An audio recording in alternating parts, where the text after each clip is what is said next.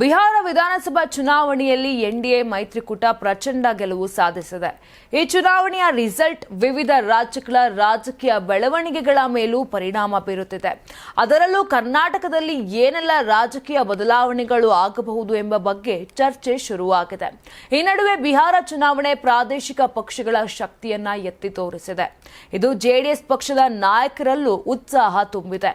ಕರ್ನಾಟಕದಲ್ಲಿ BJP JDS ಮೈತ್ರಿ ಮಾಡಿಕೊಂಡಿದ್ದು 2028ರ ಚುನಾವಣೆಯಲ್ಲೂ ಈ ಮೈತ್ರಿ ವರ್ಕೌಟ್ ಆಗುವ ಚರ್ಚೆ ಜೋರಾಗಿದೆ. ಬಿಹಾರದಲ್ಲಿ ನಿತೀಶ್ ಕುಮಾರ್ ಅವರ ಜೆಡಿಯು ಮತ್ತು ಎಲ್ಜೆಡಿ ಜೊತೆಗೆ ಬಿಜೆಪಿ ಮೈತ್ರಿ ಮಾಡಿಕೊಂಡಿದೆ. ಈ ಮೈತ್ರಿ ದೊಡ್ಡ ಪ್ರಮಾಣದಲ್ಲಿ ಚುನಾವಣೆಯಲ್ಲಿ ಕೈ ಹಿಡಿದಿದೆ. ಆದರೆ ಕರ್ನಾಟಕದಲ್ಲಿ ಇಂತಹ ವಾತಾವರಣ ಇದೆಯಾ ಎಂಬುದು ಬಹಳ ಮುಖ್ಯ ಪ್ರಶ್ನೆಯಾಗಿದೆ. ಬಿಹಾರದಲ್ಲಿ ನಿತೀಶ್ ಕುಮಾರ್ ಪ್ರಭಾವಿ ರಾಜಕಾರಣಿ. ನಿತೀಶ್ ಮುಖವೇ ಚುನಾವಣೆಯಲ್ಲಿ ಪ್ರಮುಖ ಅಸ್ತ್ರವಾಗಿದೆ. ಹಾಗಾಗಿ 20 ವರ್ಷಗಳ ಕಾಲ ನಿತೀಶ್ ರಾಜ್ಯದ ಮುಖ್ಯಮಂತ್ರಿಯಾಗಿ ಅಧಿಕಾರ ನಡೆಸುತ್ತಾರೆ. ಕರ್ನಾಟಕದಲ್ಲಿ ರಾಜಕೀಯ ವಾತಾವರಣ ಭಿನ್ನವಾಗಿದೆ. ಬಿಜೆಪಿ ಮತ್ತು ಜೆಡಿಎಸ್ ಮೈತ್ರಿ ಕಳೆದ ಲೋಕಸಭಾ ಚುನಾವಣೆಯಲ್ಲಿ ನಿರೀಕ್ಷಿತ ಫಲಿತಾಂಶವನ್ನ ನೀಡಲಿಲ್ಲ. ಕರ್ನಾಟಕದಲ್ಲಿ ಮೈತ್ರಿಯಿಂದ ಬಿಜೆಪಿಗಿಂತ ಜೆಡಿಎಸ್ ಪಕ್ಷಕ್ಕೆ ಅನುಕೂಲಕವಾಗಿದೆ. ಲೋಕಸಭೆ ಚುನಾವಣೆಯಲ್ಲಿ ತಮ್ಮ ಸ್ಥಾನವನ್ನ ಹೆಚ್ಚಿಸಿಕೊಳ್ಳಲು ಇದರಿಂದ ಸಾಧ್ಯವಾಗಿದೆ. ಬಿಹಾರದ ರೀತಿಯಲ್ಲಿ ಜೆಡಿಎಸ್ ರಾಜ್ಯದಲ್ಲಿ ಪ್ರಬಲವಾಗಿಲ್ಲ. ಸದ್ಯ ಕೇವಲ 18 ಸ್ಥಾನಗಳಷ್ಟೇ ಹೊಂದಿದೆ. ಇನ್ನು ಜೆಡಿಎಸ್ ಪಕ್ಷದಲ್ಲಿರುವ ಆಂತರಿಕ ಭಿನ್ನಾಭಿಪ್ರಾಯಗಳು ಪಕ್ಷವನ್ನು ಮತ್ತಷ್ಟು ಕಳೆಗುಂದಿಸಿದೆ. ಎಚ್.ಡಿ. ಕುಮಾರಸ್ವಾಮಿ ರಾಷ್ಟ್ರ ರಾಜಕಾರಣದಲ್ಲಿ ಸಕ್ರಿಯವಾಗಿರುವುದರಿಂದ ರಾಜ್ಯದಲ್ಲಿ ಪಕ್ಷ ಸಂಘಟನೆ ಸಾಧ್ಯವಾಗುತ್ತಿಲ್ಲ. ಇದು ಜೆಡಿಎಸ್ ಪಕ್ಷಕ್ಕೆ ಒಂದು ರೀತಿಯಲ್ಲಿ ಹಿನ್ನಡೆ.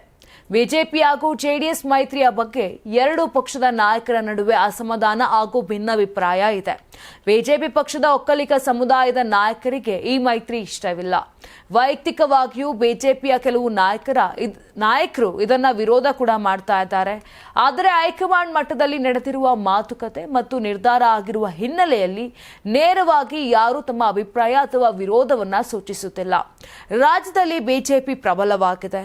ಹೇಗಿದ್ದರೂ ಪೂರ್ಣ ಬಹುಮತದಲ್ಲಿ ಅಧಿಕಾರಕ್ಕೆ ಬರಲು ಸಾಧ್ಯವಾಗಿಲ್ಲ. ಈ ಹಿಂದೆ ಜೆಡಿಎಸ್ ಜೊತೆಗೆ ಮೈತ್ರಿ ಮಾಡಿಕೊಂಡು ಸಮ್ಮಿಶ್ರ ಸರ್ಕಾರ ರಚನೆ ಮಾಡಬೇಕಾಯಿತು. ಬಳಿಕ ಆಪರೇಷನ್ ಕಮಲದ ಮೂಲಕ ರಾಜ್ಯದಲ್ಲಿ ಬಿಜೆಪಿ ಸರ್ಕಾರ ರಚನೆ ಮಾಡಬೇಕಾಯಿತು. ಈ ನಿಟ್ಟಿನಲ್ಲಿ ಜೆಡಿಎಸ್ ಜೊತೆಗಿನ ಚುನಾವಣಾ ಪೂರ್ವ ಮೈತ್ರಿಯ ಅನಿವಾರ್ಯತೆಯ ಬಗ್ಗೆಯೂ ಬಿಜೆಪಿ ರಾಷ್ಟ್ರೀಯ ನಾಯಕರು ಚಿಂತನೆ ನಡೆಸುತ್ತಿದ್ದಾರೆ.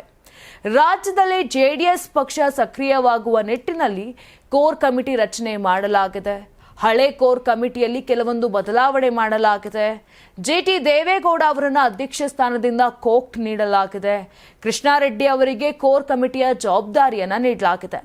ರಾಜ್ಯಾದ್ಯಂತ ಸಂಚರಿಸಿ ಪಕ್ಷ ಸಂಘಟನೆ ಮಾಡುವ ನಿಟ್ಟಿನಲ್ಲಿ ಏನೆಲ್ಲ ಕ್ರಮಗಳನ್ನು ಕೈಗೊಳ್ಳಬೇಕು ಎಂಬ ಸೂಚನೆಗಳನ್ನು ನೀಡಲಾಗಿದೆ. ಅಲ್ಲದೆ ರಾಜ್ಯದಲ್ಲಿ ಚುನಾವಣೆ ಹತ್ತಿರವಾಗುವ ಸಂದರ್ಭದಲ್ಲಿ ಎಚ್.ಡಿ. ಕುಮಾರಸ್ವಾಮಿ ಅವರು ಎಂಟ್ರಿ ಕೊಡುವ ಸಾಧ್ಯತೆ ಇದೆ. ಪೂರ್ಣ ಪ್ರಮಾಣದಲ್ಲಿ ಕರ್ನಾಟಕ ರಾಜಕೀಯದತ್ತ ಸಮಯ ನೀಡುವ ಸಾಧ್ಯತೆ ಇದೆ. ಒಟ್ಟಿನಲ್ಲಿ ಬಿಹಾರ ಚುನಾವಣೆಯ ಫಲಿತಾಂಶದ ಬೆನ್ನಲ್ಲೇ ರಾಜ್ಯ ರಾಜಕೀಯದಲ್ಲಿ ಕೆಲವೊಂದು ಬದಲಾವಣೆ ಆಗುವ ಮುನ್ಸೂಚನೆ ಕಾಣಿಸುತ್ತಿದೆ.